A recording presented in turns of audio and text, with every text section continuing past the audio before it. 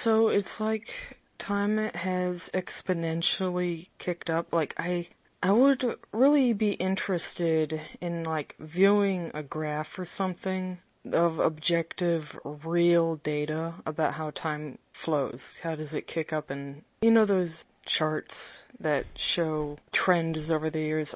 I would love to see one about time, but no inhabitant of the earth would be able to measure that, because you can't just pull out a yardstick and measure time. And not only that, but some video games today, they have like timed stuff. The time limits on some modern video games are actually 90s seconds, not modern ones. And how can you talk about this stuff? You can't touch it. You can't feel it. I mean, you could feel it, but not with your fingers. You can't smell it or taste it or hold it.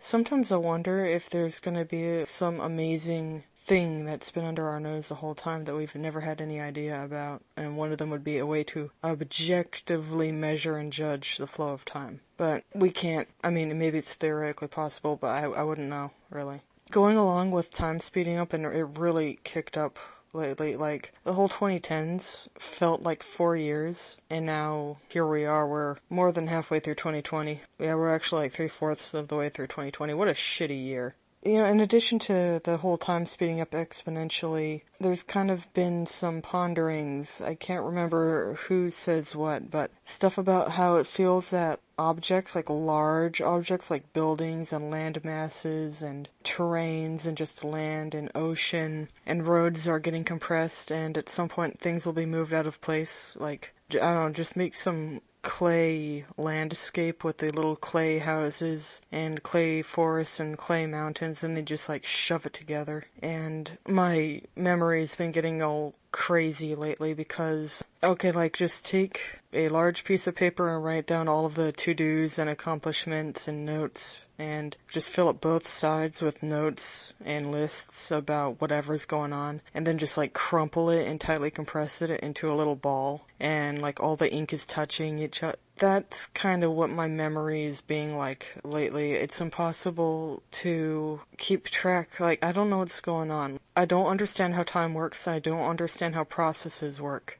You might have heard that very young children will be normal. However, they'll be like, now I don't know much about childhood development, but like I'm talking early childhood where all the important stuff is. They won't be hitting milestones, or like a 6-month-old is going to be acting like a completely ordinary 3-month-old. And we're just no one's getting enough sleep. And I think things are just getting more demanding. Like, just say you had an extremely stable and very routine and predictable job, and like every week for several years is just normal and everything's just going normal. And then when time speeds up, your tasks are the same, but the in-between space, it's shrinking. And I don't have a real life illustration. Now, if you had like some kind of a map software, which, you know, I hate that I have to resort to using computer examples, because I have not really been serious about computers for over 10 years, because I have no faith in them. But some of these concepts I can only explain through computer ideas, like, I don't know, to try and figure out how the heavens might look. Get some layered image editing software and make a bunch of layers, and then like draw clouds and stars and foreground objects in each layer, and then just start jittering the layers around, and like that. That's one example. Things shrinking.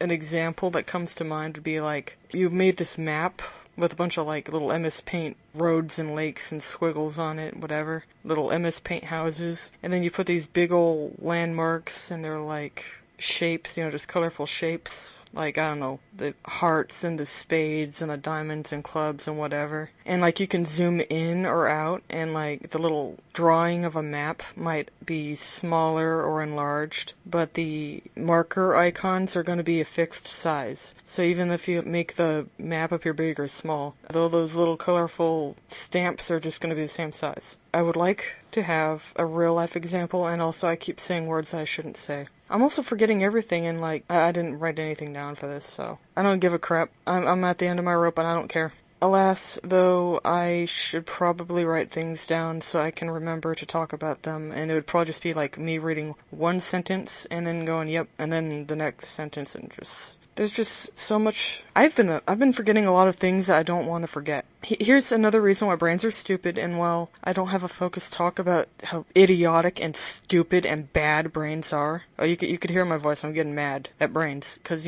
I wouldn't be surprised if my brain sabotaged the anti-brain talk. Okay, do you know why? Here's some weird organ autonomy thing. Okay, do you know why people, you freak out and cringe if you see a photograph of eyeballs being damaged? Well, what do you think is looking at the photo, So, if you're gonna think about talking about how horrible brains are, and that thing in your head's gonna go, hey, I don't like your message, I'm gonna delete everything, and I'm going to punish you extra hard by bringing up bad memories. So, enjoy having all of the bad memories in your lifetime and bad thoughts played on loop over and over while I throw your useful notes around out of pure spite. That's what brains are like. Brains cannot be trusted. They are liars. They have been programmed by school, whatever. It's stupid. I keep thinking about evolution when I know I shouldn't. Like, it's just so insidious. It just keeps getting into me. And when I say think about evolution, there's not really a nice way to put this, but there's this thing called RK selectivity, and you'll see it, in nature, the trees and the animals, and you can look into it. And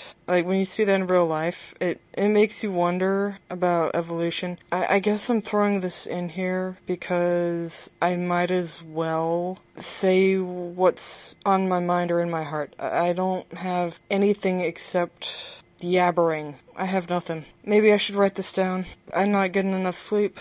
Nobody wants to talk in real life. Everyone's just too busy powering through their day, and even me. When I'm outside, I just start worrying about the bullshit of the day and just powering through it with the blinders on. So I can't fault anyone for being a zombie slave on autopilot, because I end up that way too. That's another thing. Some off-the-wall little memories I have. This is another reason why brains are bad. The hive mind. There's a saying, you can't wallow in shit without getting some on you. And I remember being in large group activities of like over 50 people, and we would just start thinking in unison as a hive, and if enough of like the whole herd, yes, I did say herd, would just go left, we would all go left. We wouldn't think if 20 people in a herd of 50 went right, we'd all go right, not thinking about it. If we're gonna go do the thing, no one has any thought, we're just gonna go, okay, let's just go do it. No thought. Yes, humans are herd animals, not pack animals. And if you're going to say humans are animals, okay, why do we have mammalian pregnancy? Why do we eat? Why do we poop? Why? Come on. Alright, if you dissect a horse or something and then you dissect a human, you're going to find a lot in common, okay? The horse is walking their fingernails, alright? We got fingernails. I'm just in some unfocused rant, and I know I sound extremely angry about off-the-wall things, and the truth is I'm furious, I'm livid, but not necessarily at the things that I'm talking about right now. It's just that I'm at the end of my rope, and I'm probably gonna, snap, and that might be very interesting. I've always wanted to avoid drama, but at some point, something's gotta give. I'm so close to the breaking point right now that I'm probably going to set off a drama nuke in a manner of speaking. They're not real, but you know what I'm talking about here. 'Cause, I am just so done that whatever. And this is frustrating and maddening because people are still in denial. People still think that saying something that they know is a lie 100 times is going to become reality. Oh man, I guess a good point of just being off the wall and ranting is I might come up with something, but then I will forget it within seconds. So, there's just so much that just comes to mind and then it flies away. That's another thing to get angry over. Brains are stupid. They only hang on to bad stuff that you want to forget, and everything good escapes. Well, here's the thing. When you're overexposed to something, your brain will turn it into background noise, or it'll filter it out as if it was background noise. Sometime in the 2000s, educational baby crap became very popular, little Einsteins Einstein was a sped, and there's a stupid outer space shit, and that stuff that's supposed to teach babies, infants, words and names, and concepts. Well, guess what? If you're gonna, expose a baby to preschool level educational crap, it's just gonna look like background noise, and the baby will actually, as the baby develops into a toddler, they're gonna be hindered by the educational stuff because their brain has turned it into background noise, which is not a flaw, that's just the way brains work. Do you know why you don't smell the inside of your nose? You don't smell your house, you don't taste your tongue, and you don't hear all the pink and brown noise in the background. It's because your brain filtered it out. Now that's a good thing, but it's a double-edged sword. So children if their parents expose them to too much educational crap, their brains are just going to start like mentally photoshopping out words and numbers and letters. Because that's what brains do. They will automatically do this. You don't have to teach your brain how to filter out garbage. Your brain is way too trigger happy to do it. And that's also why we think nothing of common phrases like, oh, I wish, or, oh, thank my lucky stars, or, oh, it's in the cards for me today. Just all of these little things that we don't think about. They're so common, they're background noise. We don't notice them. If they're gone, we'll notice them. What do you call something that you don't notice when it's there, but when it's gone, you'll notice when it's gone? Like, there's probably some obscure Greek word for that. There's some obscure made-up Greek word for a thing that is so ubiquitous it doesn't have a name. Like, there have been, I guess, things in history, I suppose, that were so common and taken for granted, no one ever thought to give them a name. Do you think about the air that surrounds you? Does a fish think about the water that surrounds it? If we submerged ourselves, we'd start thinking about water because we're not in the air anymore. And if a fish ended up on land, the fish is going to start thinking about the air and the absence of water. So there's that. And I don't give a crap. This is the unfocused ramble. I try to keep these limited because things like this should only be done in very short bursts. So I'm just going to try and trim this down, and I might just throw a bunch of words at the recorder next time. Or maybe I'll add a few more thoughts. Because why not? I'm just riled up and I'm just grouchy because I'm at the end of my rope. Like, I've had so much just slow burn suffering. Not like high intensity suffering, but just this grating. It's been going on. So, Jesus told us that there's going to be people, I think he actually downplayed a lot of the stuff he said, and I think Jesus held his tongue a lot. Because there's some things that I think if Jesus said them, it would have scared us off. So, that's just my thoughts. He said that we would be hated for his name's sake, but they don't, the freaks that hate us from the day one, they don't tell us that. They might pretend to be nice to our face if they had to, but usually they don't feel that it's necessary to pretend to be nice,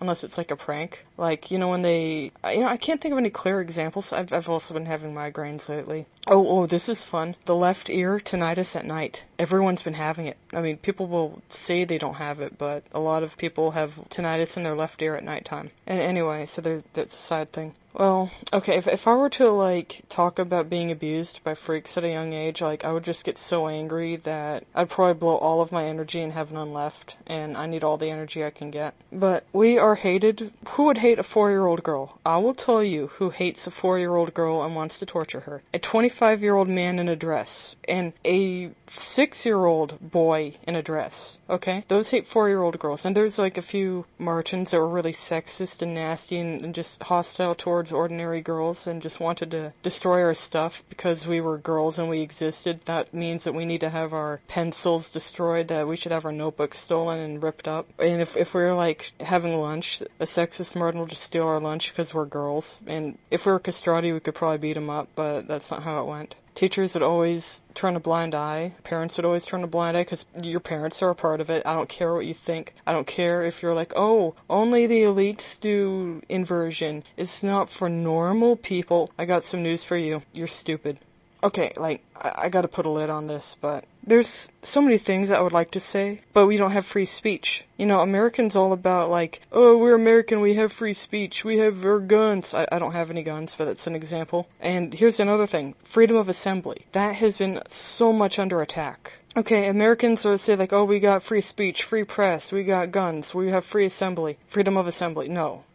You cannot try and print truth. Watch what happens. Today, printers and scanners will try and spy on you. I mean, it might not work because AIs are stupid, but they'll try. Try and get real, go to some printing company and read their terms of service. Okay? There's a long list of things that they will not print. And if you print stuff at home, your printer might rat you out or something. I don't know how it works. I'm not even going to try that. It's you just have to disregard technology and just walk around it. Freedom of assembly. This is a rage-worthy topic. The COVID hoax, you're not allowed to get in groups of 10, or if you work in some medical type job, or you'll lose your job if they find out you're in a gathering of 10 or 6 people. So I know of people that have that restriction. Now, just a thing about freaks is they're hypocrites. They want to have secrets. They want to talk in code. If they find out that, if, for instance, you have like a little private alphabet that you use for your own personal notes, and you're in high school, and some castrati finds out, he's going to start yelling to all the other castrati that you have this little code alphabet for your notes, and then he's going to like try and copy it onto the blackboard and yell at you. Oh, by the way, they shoot themselves in the foot when they do this. A few times in high school, castrati, in elementary school too,